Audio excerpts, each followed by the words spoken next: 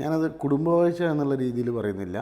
അധികാരം കേന്ദ്രീകരിക്കപ്പെട്ട ചുരുക്കം ചില ആളുകൾ കാര്യങ്ങൾ തീരുമാനിക്കുകയും പാർട്ടി കാഡേഴ്സിന്, സഖാക്കൾക്ക്, ബ്രാഞ്ച് കമ്മിറ്റിയിലോ അല്ലെങ്കിൽ ഏരിയ കമ്മിറ്റിയിലോ ഒക്കെ ഉള്ള ആളുകൾക്ക്, ലോക്കൽ കമ്മിറ്റിയിലോ എന്നുള്ള ആളുകൾക്ക് എന്ത് ചെയ്യാൻ പറ്റുന്നില്ല, എത്തിപ്പെടാൻ പറ്റാത്ത അല്ലെങ്കിൽ ഒരു ആവശ്യം നേടിയെടുക്കാൻ പറ്റാത്ത രീതിയിൽ സി പി എമ്മിൻ്റെ സിസ്റ്റത്തെ എന്ത് ചെയ്തിട്ടുണ്ട്, സിസ്റ്റം അത്രയും ജീർണിച്ച് പോയിട്ടുണ്ട്, അല്ലെങ്കിൽ ആ സിസ്റ്റം നിശ്ചലമായി പോയിട്ടുണ്ട്. അതാണ് യഥാർത്ഥത്തിൽ ഇത്ര വലിയൊരു പരാജയത്തിലേക്ക് സി പി എമ്മിനെ തള്ളിവിട്ടത് എന്നുള്ളതാണ് ഞാൻ മനസ്സിലാക്കുന്നത്. വേറെ സംഗതി,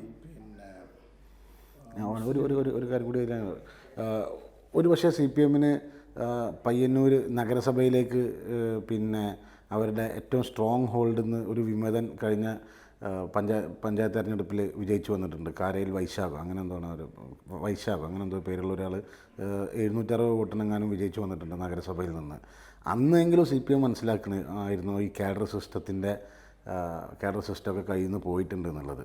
അപ്പോഴൊക്കെ തന്നെ അത് മറ്റു പല കാര്യങ്ങളും ആളുകൾക്ക് മനസ്സിലാവാത്ത പല എക്സ്പ്ലനേഷനൊക്കെ തന്നിട്ടാണ് അവർ പിടിച്ചു നിർത്തിയത്. ഇനിയും ഇപ്പോഴെങ്കിലും സി പി എമ്മിന് ഒരു തിരിച്ചറിവുണ്ടാവുകയാണെങ്കിൽ അത് നല്ലതായിരിക്കും എന്നാണ് എനിക്ക് തോന്നുന്നത്.